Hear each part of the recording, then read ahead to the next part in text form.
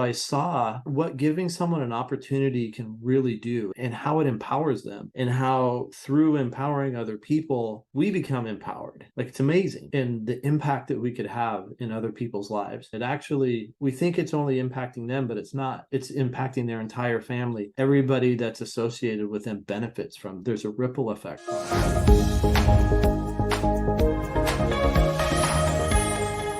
Thank you everyone for joining us here today for another episode of the Lift Your Shop podcast. Another great guest. And again, thank you so much for your time here today, Chris. So we have Chris Knuth out of San Juan Capistrano in California. So he runs a European auto repair shop in Star Motors European Service. But more importantly, you run an amazing nonprofit in APAC ATI that we're going to get into today, both ends of the spectrum. But thank you, Chris, for joining us today. You're welcome. Thank you for the opportunity. Absolutely. Chris, if you don't mind sharing a little bit about your background, how you got started in the automotive space, and we'll go along on that journey with you until present day. Awesome. Yeah, that's a great question. And it just made me realize that in some way I've come full circle. So I'm glad you asked that. Oh. It was April 1997. And as a teenager, I enjoyed working on cars. It was fun. I never saw myself doing it professionally, but it was definitely a hobby of mine. And I had friends and we all shared in that together. And so fast forward a few years, I was living in Louisville, Kentucky, and I was at a crossroads where I needed to find employment. And I also really like working with wood. I've built drums and stuff like that. So I was really interested in a cabinet making job, working as an apprentice. And this is in 97. I didn't have a cell phone. And I looked everywhere for the cabinet. I was going to payphones and calling this guy, and I just couldn't find it. Finally, I gave up. My plan B was an auto repair shop more towards downtown Louisville. So I went over there and I introduced myself to the owner, Ron Knuckles. And I said, "Hey, I'm here for the job." And he asked me if I had any experience. He worked on Hondas and Acuras. And I said, "Yeah, I've worked on muscle cars and stuff." He's like, "Oh, all right. Do you have any tools?" "Nope." "Any education?" "No, sir." "Okay. Well, thanks for stopping by. I'll call you." I knew he wasn't going to call me. So I walked over there the next day and asked him if he was ready for me to start working. And he said no. And I basically did that for an entire week. And the last day I walked in there, I had flip-flops on and shorts. I was pretty sure he was going to tell me no again. And I guess I wore him down and he told me yes. And so they gave me a ride home to pick up my work clothes and work shoes. And I got started, and he took me under his wing and he taught me and he mentored me. Again, that was April of 97, and is still one of my best friends. We're still in contact. We talk a couple times a week. It's amazing. Yeah. So I understand how hard it is to get into this industry. And that eventually ended up being a part of the work that we're doing now, is to make it possible, right? Because it is a catch-22. If you don't have tools, you don't have experience, you don't have an education, but you have the aptitude, you have the ability, a lot of times people will tell you no. Yeah. That's an amazing start. So then what brought you then from Louisville to then now Southern California? I was just passing through Louisville and I stayed for a few years. And I wanted to go to Colorado. And I went to Colorado for just a couple of weeks. And I'm like, this isn't really where I want to live either. So I went to Southern California and I ended up staying. Yeah. Awesome. So when did you officially start then your current auto repair shop? I bought Star Motors in December of 2008. Okay. It's the best time to buy something. A little major downturn in the economy. Yeah, absolutely. And then it's been running ever since? Yeah, it's been running. We've grown it over the years and it's evolved. I believe that a business really is a reflection of the owner, and the business has evolved and changed as I have. We've grown together for sure. Yeah, no, definitely. That's amazing. And so then now that after you're building this successful European auto repair shop out there in Southern California, now that leads us to this nonprofit that you started called APAC ATI. And so what kind of had that idea, initial spark, come to fruition for you?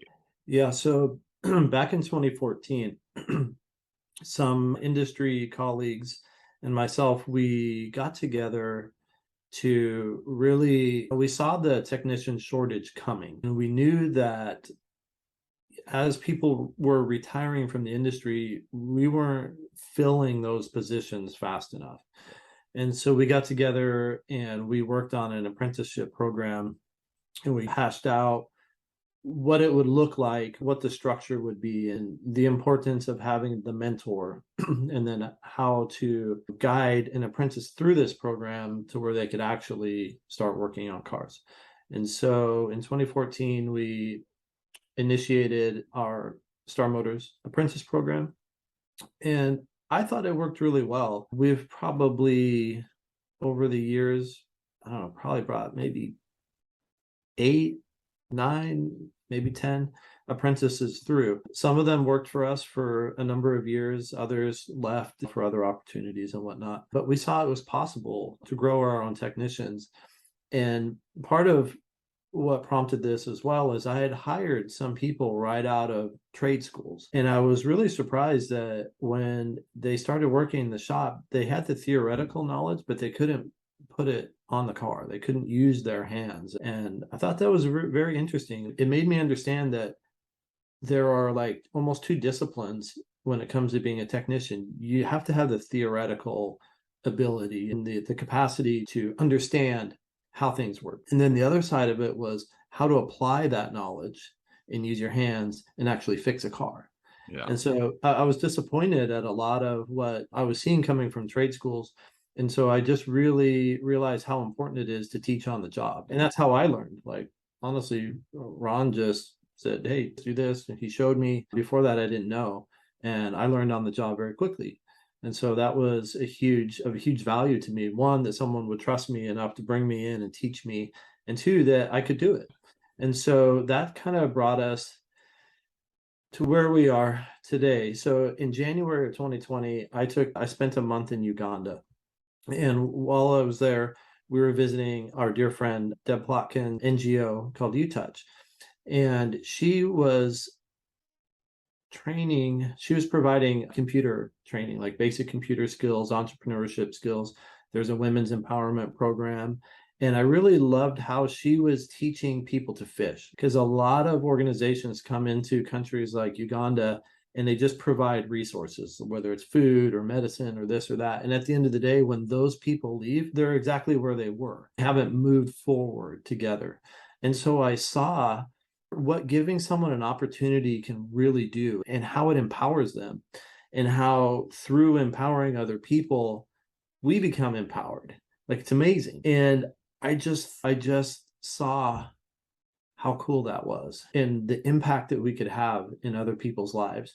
And when we impact one person, it actually, we think it's only impacting them, but it's not. It's impacting their entire family. Everybody that's associated with them benefits from it. There's a ripple effect from it. And so also, while we were traveling there, I saw a safari vehicle was broken down in the middle of nowhere. We're up by the South Sudan border. It's just in this big savanna, and there's literally nothing for miles. And we stopped to help them. And as I looked closer to the vehicle, the whole front wheel assembly was like way off in the ditch somewhere. And I went and looked at it, and all the parts were brand new. I was like, oh my gosh, someone worked on this car and they put it together and it fell off while they were driving.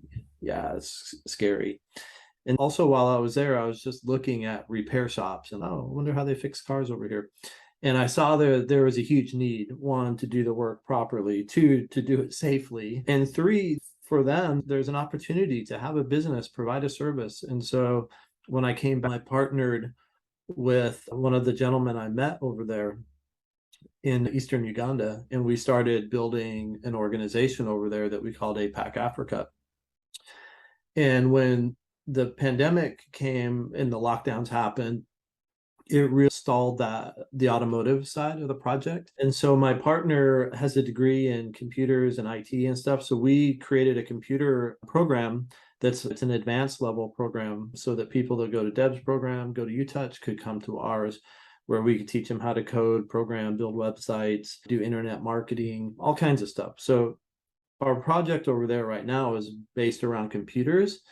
And while I was sitting in California under like heavy lockdown, I thought, well, gosh, What if I spent my time here and I created a training model that would work in any existing repair shop? And then we could just take that model once we get it figured out, we can put it anywhere in the world.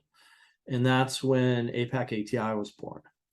And so that's what I set out to do. And so that was my pandemic project, was how to take what I learned in the Star Motors program, what worked, what didn't work.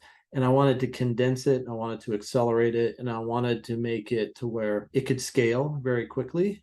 And that's what we did, because I really wanted to help answer the question, how do we fill shops with technicians? And I think we came up with something, I know we came up with something unique.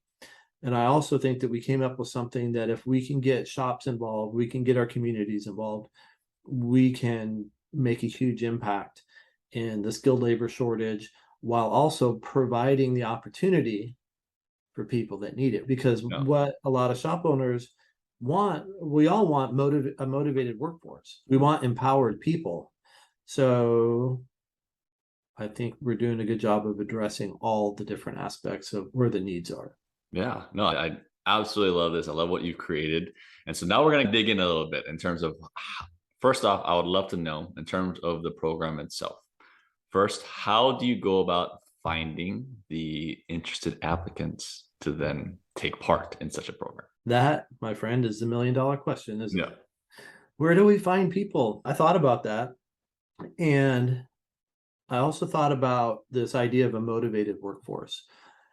And in my own family, I had an uncle who was a Vietnam veteran, and I just saw how much difficulty he had navigating life after coming back from Vietnam. It ended up in his suicide in 2014.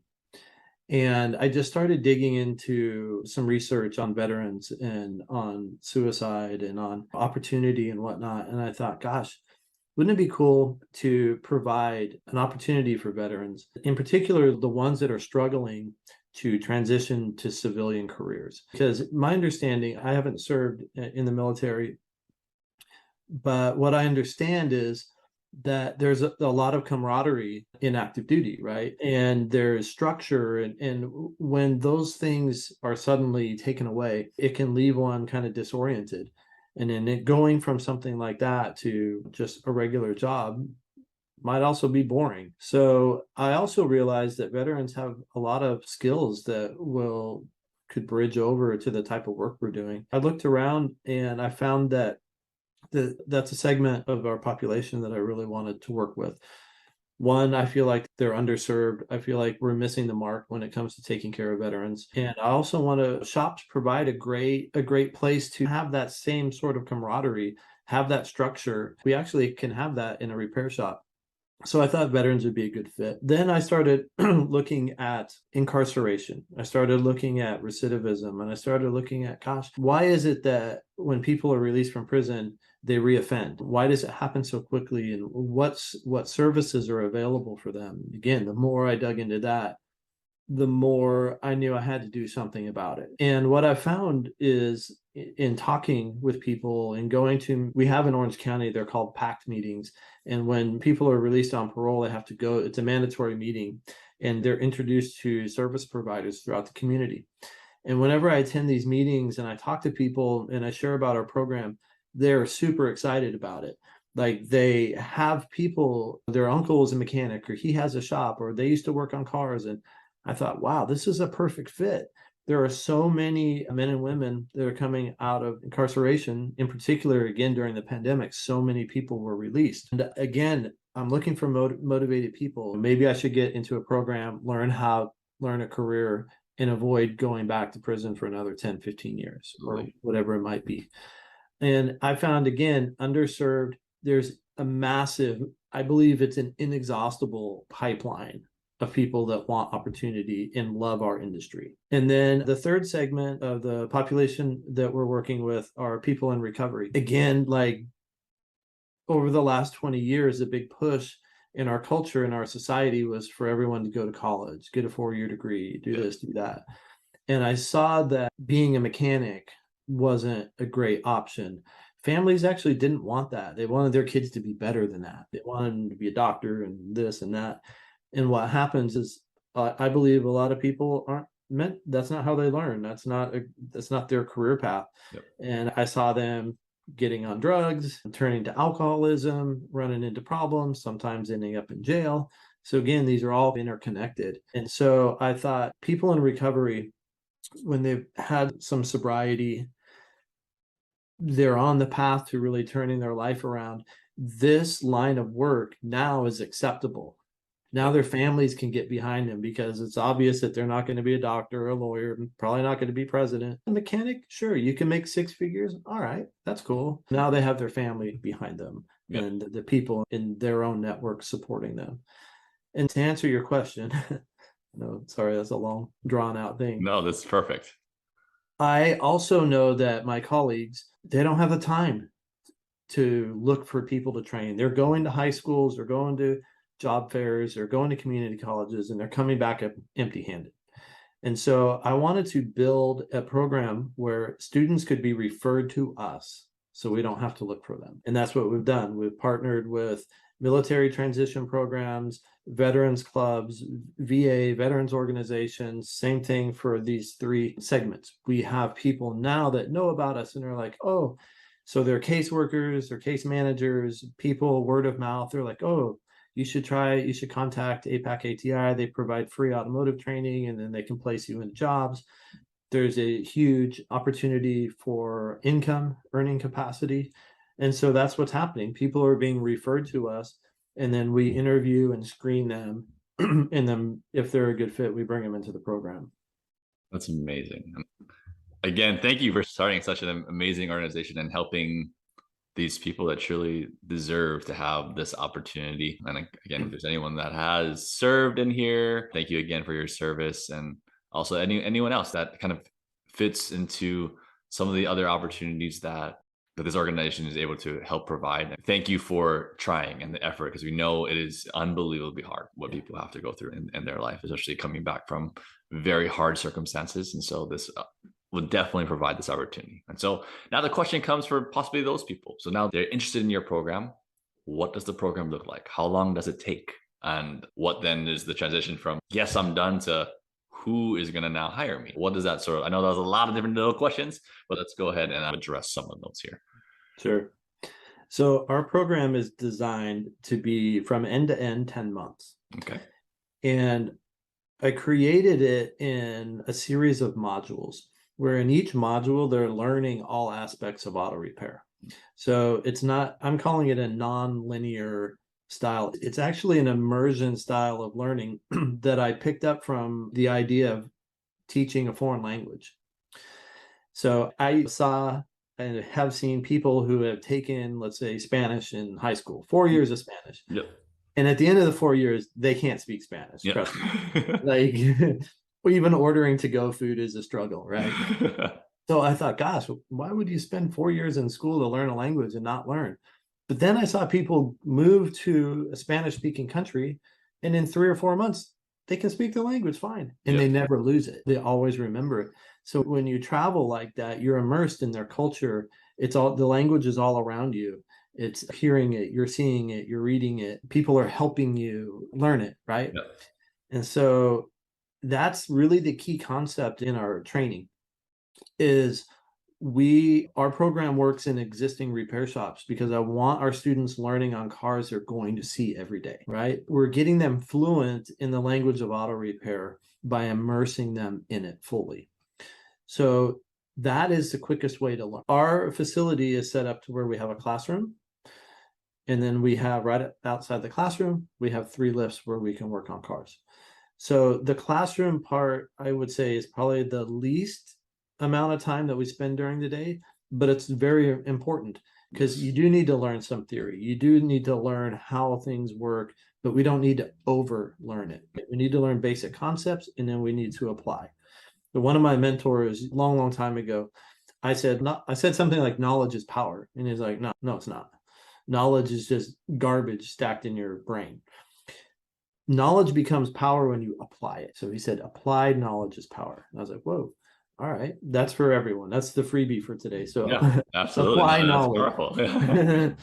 Just apply, try. And again, when you're speaking a language, you're never going to learn it unless you're willing to make mistakes. You're willing to just throw yourself out there, sound silly, and let other people help you. Same thing in the shop.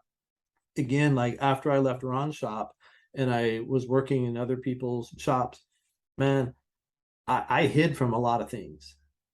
I didn't know. Some of the stuff was over my head, and I was just faking it till I made it. Yeah, I eventually got through, but oftentimes it was painful, and it just really inhibited my own growth. So when I'm mentoring people, I really want them to try. That's the most important thing, is to get out there and try. Put yourself out there. The other thing here is I realized that with a labor shortage, not everyone has to be an A tech. Most of our shops have an A tech, one or two of them in that can do the real tough stuff. What we need is bodies that can knock out the work, right? Because there's a huge demand for auto repair right now. Yep. The economy's, what it is. Cars are on the road longer. There's pent up demand in the market nationwide from COVID and all this stuff. And so what we really need are people that can knock out the services, knock out the brakes, the control arm bushings, the maintenance stuff. Like, I'm trying not to overthink this, right? Yeah, I can train someone in 10 months that has the aptitude, has the willingness, how to do that kind of work. I'm not making them diagnostic pros in 10 months, but they'll learn that over time in their job, on the job training. The other thing I wanted to do is make sure that our graduates are great employees. They're great teammates. So we're teaching them how to use ALLDATA, how to use, and Shopware has been amazing. They've provided all our station licenses for our students to learn on. Nice. So we're teaching them on Shopware. They're learning how to build parts and labor estimates. They're learning how to look up the right fluids and capacities so they're not causing harm to the vehicles. And then we're teaching them how to be a part of a team. We're teaching them how to be a part of workplace culture, how the customer really is the most important aspect of our business. We have to focus on them, customer first. So that, believe it or not, is a technician responsibility, learning how to inspect the vehicle, making the proper and correct recommendations for them so we can take care of the customers.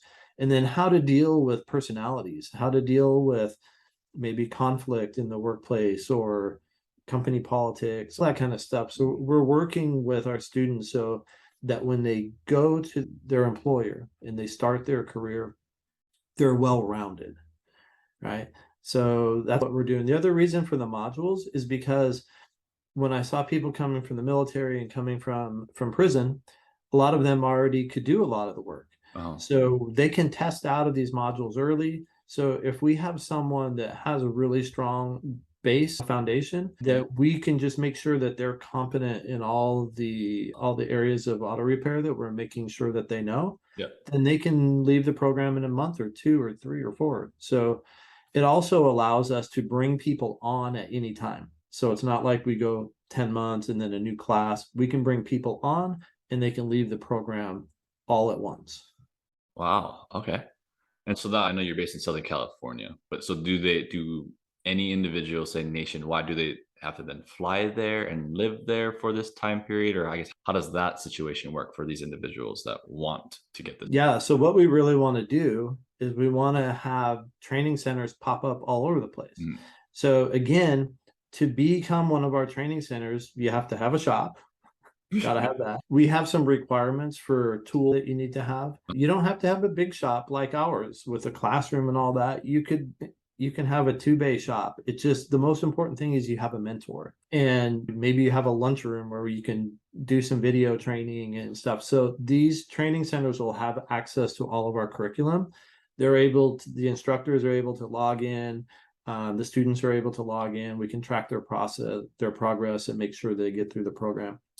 The other thing that's interesting about the model that we created is a lot of technicians, when they hit their 50s, they're not only burned out, they're tired, their back hurts, they have injuries. They really start thinking about what's next for them. And I've seen a lot of really talented people leave our industry because they're just tired of chasing hours. They're tired of the hard work. They're just super burned out and they leave. This is giving an opportunity for technicians in our industry to bridge that gap between when they're done and when because they can become an instructor. Also, shops that have someone like this, they can become a training center. Our nonprofit actually pays the salary for them to stay in their shop. Wow. So now shops can retain that talent, we can give our technicians a second wind. Right? Not all of them are going to end up being service advisors. And right now, that's where a technician has to go. They either have to go to being a service advisor or leave the industry. And so we want to keep them doing what they love. We want to take that priceless knowledge and we want to hand it down. We want to hand it down within a framework that we know works. So the quickest way for us to grow our company is to just have shops that are interested contact us and say, hey, let's see if this is a good fit. Again, our program can scale quickly because we don't have to rent shops. We don't have to buy real estate. We don't have to buy equipment. We're using what's already there. And we're just providing the know-how and the structure to make it happen. Yeah, for sure. And now if these shops are bought in and they fit the requirements and they're like, yes, they can be an instruction site in wherever they are in the nation, do they have to be the shop that always has to hire the technician on once they're done, or what is in that process from completion to like them being out of the workforce? Yeah, great. I think at first shops that come on will want to retain the people that they train. Then there's going to come a time where there'll be surplus. And so we have another type of shop, the shop that doesn't want to be a training center, but they want skilled technicians. So again, we can place them into those shops. And it'll be when you use a headhunter or a temp agency where you have to pay for the employee basically. So we'll have something similar set up. And then the money that they invest in, the employee just goes back into our program to help it grow. Yeah. No, I love that. And so I guess in terms of the dynamic, I know it's pretty younger in terms of the length of time that this nonprofit has been in existence. But currently, are there any other locations outside of your location? Not yet. We have a lot of interest. Yep. But it's been a lot of work to figure out how to structure this and how to serve the students, how to serve the company, how to make it all fit and work together and have that synergy. Yep. That took a lot of effort. It also took a lot of investing in attorneys to make that happen. But we are very close to being able to scale. There's some technology things holding us back. Like honestly, we're using some software, but what I would love to build something proprietary to where it can just house everything. So working on that. I think that our next training centers will be in San Diego County. Okay. I live in San Diego County and my shop's in Orange County. So we're doing the work in OC. I really want to there's a few shops near my house here actually that I believe we're going to set up next. And then once I also want to keep it close to home so I can go and check on it. And physically be there. And I believe that if we can get 5 or so training centers going in this next year, watch them, ensure that they're successful, then boom, we'll go nationwide with it. Yeah. And then shops nationwide, right? They will send their foreman, whoever their mentor is going to be, they'll send them to California to spend a week or 2 weeks so we teach them our method. We show them how it's going. We make sure that they totally have all the kinks worked out, and we implement it at their location. Yeah, I love that. So in terms of the modules, then it's like online and they can just follow the steps, and obviously there's some hands-on activities that they take part in. Yeah. There's progress bar in all the modules, so we can keep track of where our students are, where they're having difficulty, where they need more focus and attention. So yeah, it's actually still tailor-made to each student, and then the instructor is able to monitor the process. Awesome. And so currently right now, in terms of like, who is the instructor? Is that yourself, or is that someone like maybe on your team at Star Motors, or how does that currently work?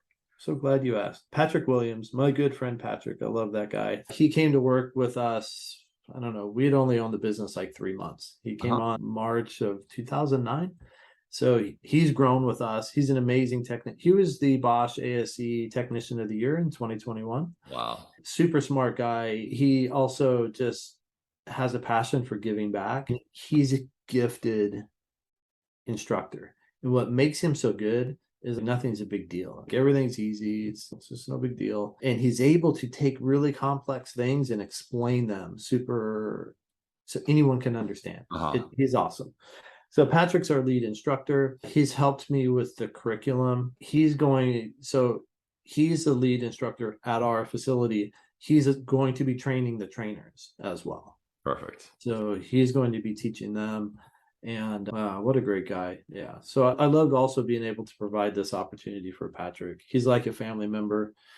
And just to see him doing this is pretty awesome. Yeah, for sure. And since the expertise background is mainly on European vehicles, is that kind of where the focus will be in the beginning for the mod, or does this fit any make and model kind of deal? Cars are cars. That's why it's the language of auto repair, right? We all speak the same language. Definitely. Oh, perfect. This is exciting in terms of this organization. And so I would love to know that in terms of owners or technicians, how can they best keep help in terms of moving this forward and helping this grow? Yeah. So you're right now, our biggest challenge is finances, funding the program. The reason I made it a nonprofit, that was intentional. I felt that if it was a for-profit business, no one would really be that interested. And I don't think I would have the support of the community and of the industry. Mm-hmm. So I made it a nonprofit intentionally. One, I want to help people. Two, I want to help our industry. And three, I want us to come together. There's just been too much. I mean, competition's good. Good competition's good. Bad competition's bad. Yeah. And I've just seen too much of that. So let's just drop that and let's just get involved. Let's ensure our own future, right? We need technicians to ensure the future. So we are looking, I have a full-time grant writer. We're applying for grants like crazy. I believe that there is tons of funding for veterans, for formerly incarcerated people to get back on their feet, reintroduced into society, becoming productive members, keeping our communities safe, right? Strengthening our communities. So this is really all of our problem. It's not just our industry. It's all of us living together here in the US. We need to all do something about it. So that's why we created this grassroots movement, really. So we need volunteers to help us with everything. We need donations. So far, this project has been funded from within our industry, really. And a lot of those members are in ShopFix Academy. The members there have been amazing. They've donated their money. They've believed in me. And we need donations, which can be made on our website. We also need people that are interested in becoming training centers, because I really want to see this vision grow nationwide. We need to know the people we don't know. So if you know someone listening knows someone that knows someone, make sure I know who they are. Make sure we make that connection. We're reaching out to all kinds of people, celebrities, entrepreneurs, TV personalities. We're reaching out to everyone because, again, veterans, someone that's been in prison, someone that's been through treatment for drugs and alcohol, trust me, we all know someone. All of us do. Let's just connect. Just even if you don't know what to do, contact me on our website and we'll figure it out. So I mentioned donations, volunteers, training centers, and then we need shops who want to take our graduates. And our tagline is empowerment, education, elevating the automotive industry. What I mean by elevating is we need to raise the standard, the minimum standard of, the opportunities that we're offering for employment. Auto repair shops, if we want to be taken seriously in the future, we have to get on the ball. We have to have benefits. We have to have ongoing education. We have to have healthy company culture. This has to be a professional workplace. It cannot continue to be a job where there's no benefits, there's no paid time off, or you just work like a dog. Those days are over. That paradigm is completely gone. People want to be part of something, right? That's what the company culture, that's what employees want now. Money is like second or third or fourth down on the list of what's important to people and jobs. I think we need to listen to that and provide it. So if shops out there need technicians, they're going to have to step up. And we want our students going into careers. We don't want them going to just jobs. Yeah. That's not the point of what we're doing. So that's what y'all can do. The other thing here is I believe at some point there may be people who want to train their own apprentices that they just find on their own. Great. We'll have a solution for that. They'll be able to subscribe to the content and everything. And so they can use it, train their own apprentices. So they don't have to work with veterans or people that have been incarcerated and all that. They can find their own people. And so we want to make this for everyone, right? Yeah, Because again, absolutely. the end game is to build a future for our industry, a future for our businesses. And yeah, so we're looking at getting also our parts vendors involved, because parts, they need technicians too. It's not Yeah, just us. absolutely. Yeah. I don't, again, this was just a crazy idea 2 years ago that I just kept taking action on, and doors opened and it's grown to here. And I don't claim to know everything or anything really. I just know that I believe in this, and I know that it's going to take all of us. So I'm always saying, I don't know what I don't know. Feel free to step in and teach me and show me. And yeah, I'm learning as well. Yeah, absolutely. And I love that you've even taken the steps for the actions that I'm sure people wish they could do. They're like, yes, I want technicians, and but it's kind of just this wish in the sky. But you've taken action, really looked at the whole process of how can you take actionable steps to really improve this funnel and pipeline of technicians to come. Because if we keep wishing it's going to happen, nothing's really going to change. It's just all words and noise, like you mentioned. But taking action behind the knowledge that we have will really help that basis. And I know a big hurdle for people out there. They're like, oh, I don't have the time to do that. I don't need to do that. But it's just like, yes, the time is hard to offer. It's one of the most valuable, it's probably the most valuable thing we have to offer. But like the amount of gratification that you'll feel from giving this active service to others, and like kind of that ripple effect, as you mentioned, is kind of infinite. You put a price tag on that, and that feeling of really changing people's lives, not only your own, but like obviously you're going to be changing these individuals. If they're not at your shop, they'll go to another shop and they'll affect all those people there. And just, you don't know how much that you are able to affect. Yeah. Even in our own shop, like when you see people go from hopeless to hopeful to then just on fire, it's contagious. Your whole shop, that's an energy in your shop that you can feel. Yeah. And so I see our own technicians and stuff, like they're seeing how fast they're learning, and they have to up their game. It's contagious. Like I've seen even in our classroom sessions, some of our own technicians sit in on those. Why not? Now we got in-house training, and our year-end bonuses are based off of how many hours that they do training. So they can sit in our own classroom and learn with our students on different things.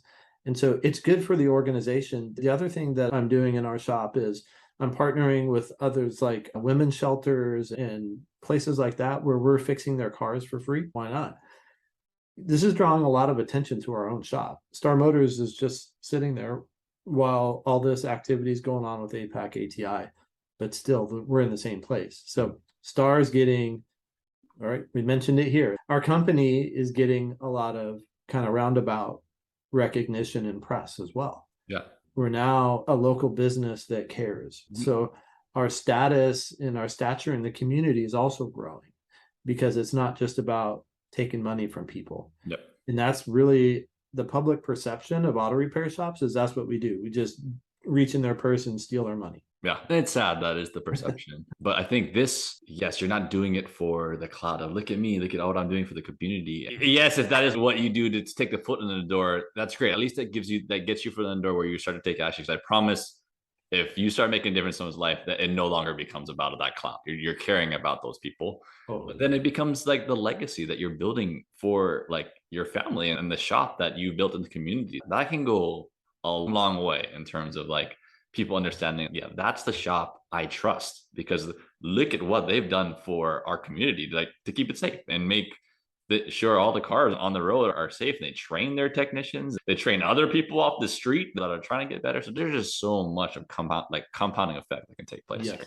So absolutely. and so yes, this is really the first time that I've been actively learning about it as we've been talking, and I'm passionate about this project now. I deal with shop owners all the time, and we communicate all the time. And that biggest hurdle right now is like technicians. I need technicians. Where do I find them? There's the work. Where do I find the technicians? And this could be a great opportunity in terms of helping. Yeah, mindset's so important. When I think collectively we're stuck in this idea that there's no technicians, oh, they're hard to find. What are we going to do? Look how easy I just made it sound. Yeah, for sure. So all that is a shift in mindset and a shift in believing what's possible. We can believe it's not possible, or we can believe it is possible. It's just a choice at the end of the day. Absolutely. Thank you again for your time today, Chris. And I know you mentioned that people can reach out to the website. What is that website? What is your email? What's the best way to reach out to you? Thanks. Yeah, the best way is to just go to our website, apacati.org, and there's a contact form. We're going through a big upgrade on our website right now. It's also giving season. We are a 501c3, so any donations that come to us are tax deductible. So if you are out there and you need to make a year-end donation, we would love to be that place. Again, it's an investment in yourself. It's an investment in our industry, and you can get a tax write-off. It's best of both worlds. So everything's really happening through our website. My email is there. Reach out to us. We were featured in Ratchet and Wrench this month, so you'll see us on your desk soon. I've done a number of podcasts and whatnot, so all the links to that will be on our site within the next week or so. And yeah, just reach out to us and say hello. We're on social media as well, Facebook, Instagram, at APAC ATI, and we'd love to bring you into our family and our community. Absolutely. Thank you again, Chris, for your time today and sharing about this amazing organization that you're running. For those of you, again, there'll be links in the description in terms of how to get to it if you don't remember everything that we talked about again. But thank you for your time today, and we hope to speak to you all again soon. Thanks. Awesome. Thank you.